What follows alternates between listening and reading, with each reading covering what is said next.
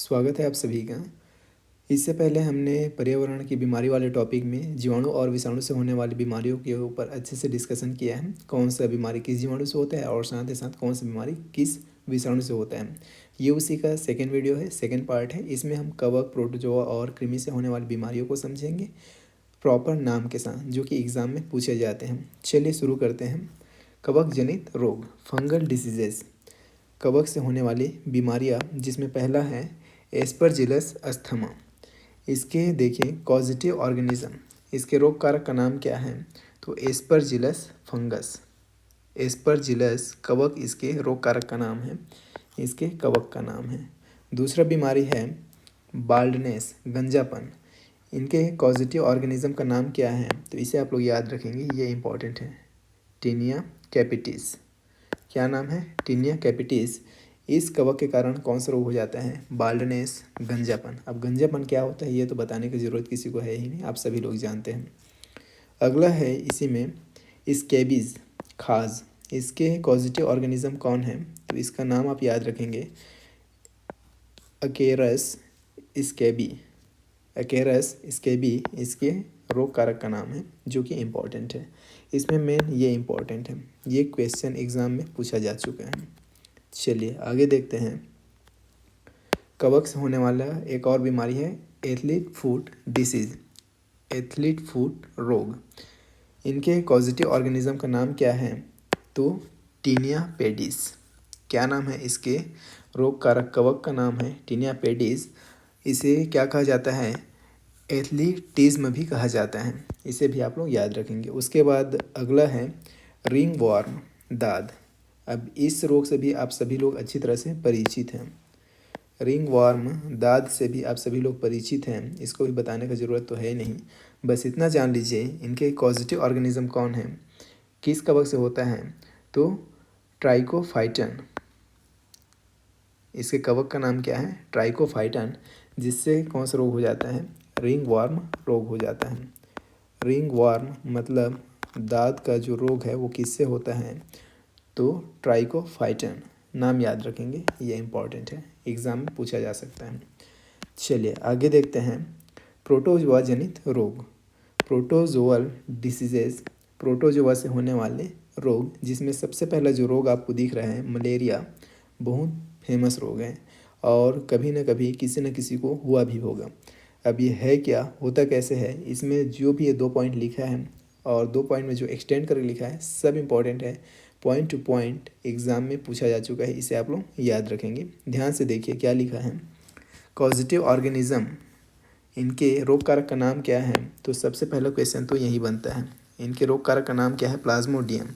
गिनती नहीं है कि ये कितनी बार एग्ज़ाम में पूछा जा चुका है, बेहद इम्पॉर्टेंट क्वेश्चन, याद रखेंगे। प्लाज्मोडियम प्रोटोजोआ का नाम है, जिसके कारण से मलेरिया रोग होता है। अब आप में से कोई ये मत कह देना कि मादा एनाफिलीज मच्छर के काटने से होता है। मादा एनाफिलीज मच्छर जस्ट इस प्रोटोजोआ का वाहक होता है, जो इसको एक जगह से दूसरी जगह लाने ले जाने का काम करता है। मेन जो रोग होता है मलेरिया, वो किसके कारण होता है? तो प्रोटोजोआ के कारण होता है, जिसका नाम है प्लाज्मोडियम। उसके बाद अगला पॉइंट देखिए, ट्रीटमेंट। ट्रीटमेंट क्या है इसका? तो क्विनिन। क्या है? क्विनिन, कुनैन, famous medicine for malaria obtained from the bark of cinchona tree. कुनैन किससे प्राप्त किया जाता है? तो सिनकोना ट्री, इसके छाल से, सिनकोना पेड़ के छाल से कुनैन प्राप्त किया जाता है। ये भी एक बेहद इंपॉर्टेंट क्वेश्चन है, कई बार एग्जाम में पूछा जा चुका है, इसे भी आप लोग याद रखेंगे। फिर आगे है current treatment involves chloroquine which acts on the hemozoin compound. ये दोनों चीज़ को आप याद रखेंगे। जो वर्तमान का जो ट्रीटमेंट है वो क्या शामिल करता है? क्लोरोक्विन, जो किसकी तरह काम करता है? तो हीमोजॉइन की तरह, हीमोजॉइन कंपाउंड, हीमोजॉइन यौगिक की तरह कार्य करता है।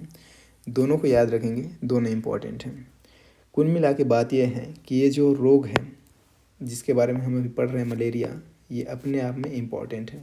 यहाँ के सभी पॉइंट पे क्वेश्चन पूछा जा चुका है, चाहे वो बात प्लाज्मोडियम की हो, चाहे कुनैन का, या फिर जिस पेड़ के छाल से कुनैन प्राप्त किया जाता है उस पेड़ के नाम को सिनकोना ट्री, इसे भी याद रखेंगे। साथ ही साथ क्लोरोक्विन को भी याद रखेंगे, जो किसकी तरह एक्ट करता है, किसकी तरह कार्य करता है, तो हीमोजॉइन कंपाउंड, हीमोजॉइन यौगिक की तरह। ये सभी बेहद इंपॉर्टेंट है। उसके बाद अगला डिसीज़ है sleeping sickness, African sleeping sickness. इनके कॉजेटिव ऑर्गेनिज्म का नाम क्या है? ट्राइपेनोसोमा। बेहद इंपॉर्टेंट क्वेश्चन है, कई बार एग्जाम में ये भी पूछा जा चुका है, याद रखेंगे। ट्राइपेनोसोमा की वजह से क्या हो जाता है? तो स्लीपिंग सिकनेस हो जाता है। ये नाम याद रखेंगे, ट्राइपेनोसोमा प्रोटोजोआ का नाम है। उसके बाद वेक्टर इसका कौन है? तो वेक्टर होता है इसका सी फ्लाई, ग्लोसिना, सी मक्खी। ये टिसी या टिसे टिसे मत पढ़ देना, ये है सी। क्या है? चलिए हिंदी में इसको लिख ही देता हूँ, सी मक्खी।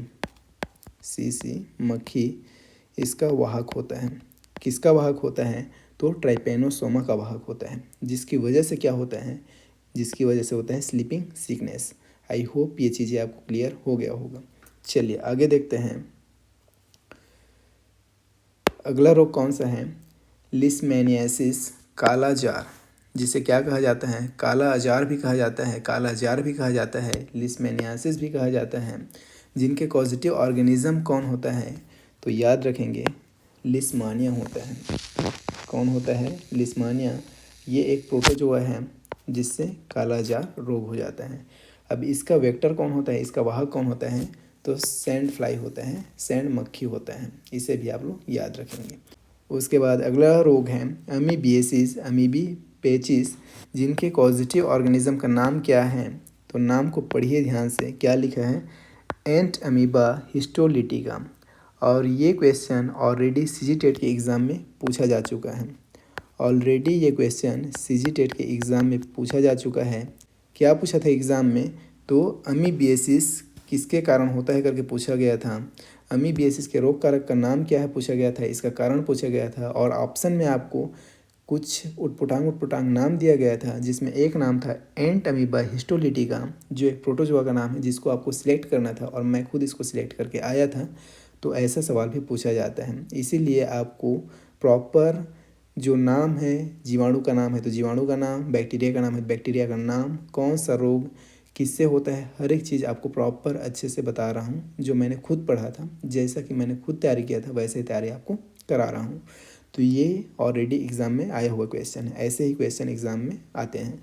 अब ये फैलता कैसे हैं? तो कंटामिनेटेड फूड एंड वाटर, जो प्रदूषित खाद्य पदार्थ है और प्रदूषित जल है, इसके थ्रू ये फैलता है।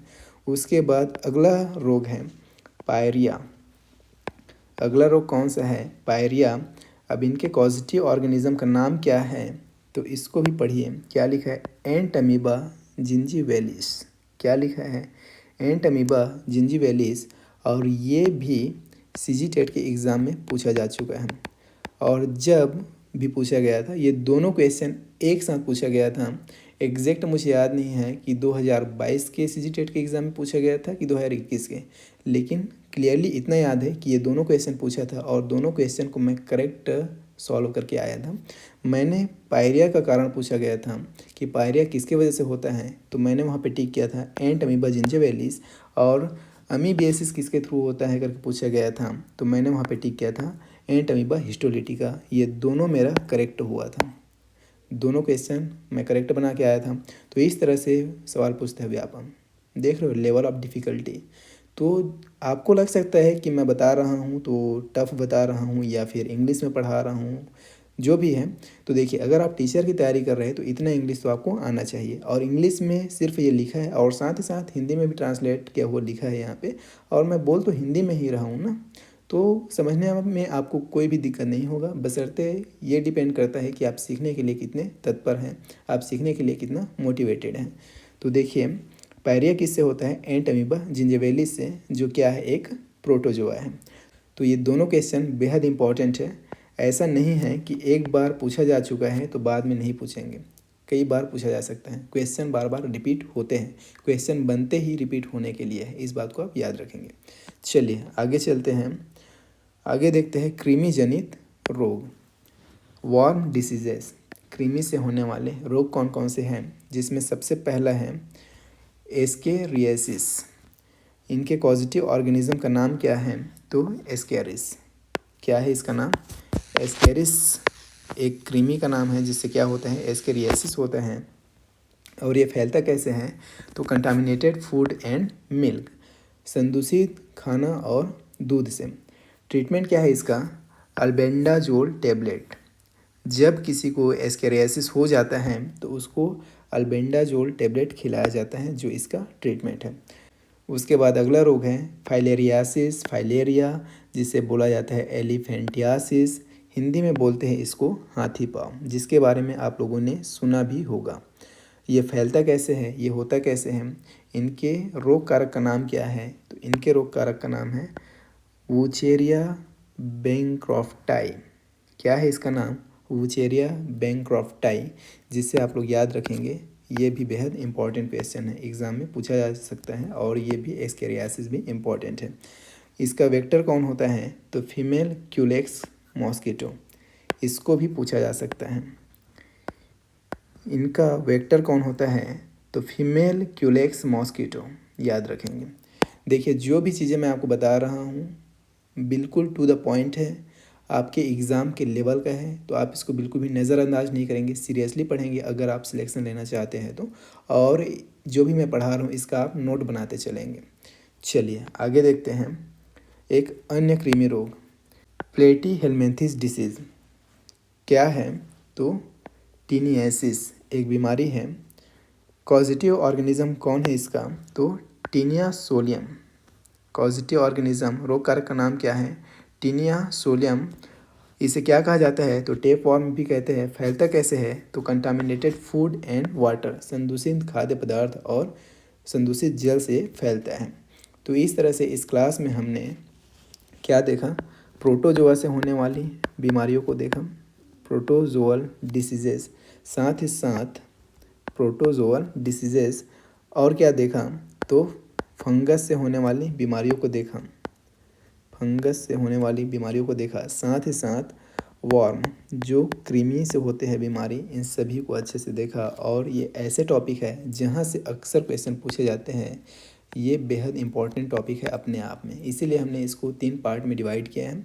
इससे पहले वाले वीडियो में हमने बैक्टीरियल डिसीजेस, बैक्टीरिया और वायरस से होने वाली बीमारी को डिस्कस कर लिया है। अगर आपने अभी तक उस क्लास को नहीं देखा है तो वीडियो के डिस्क्रिप्शन में उसका लिंक मिल जाएगा, साथ ही साथ यहाँ ऊपर आई बटन में एंड स्क्रीन में भी आपको उस वीडियो का लिंक मिल जाएगा, उसे भी आप एक बार ज़रूर देखें। अगला जो वीडियो होगा वो इस पर होगा कि किस बीमारी के लिए कौन सा टेस्ट करते हैं और किस बीमारी के लिए कौन सा वैक्सीन दिया जाता है, उसके लिए आप लोग तैयार रहिएगा। ये वीडियो पसंद आया तो वीडियो को लाइक कीजिए, और अपनी तैयारी को सफलता में बदलने के लिए चैनल को सब्सक्राइब करके रखिए। रेगुलर क्लासेस देखने के लिए हम आपसे मिलते हैं नेक्स्ट वीडियो में। Till then take care, bye.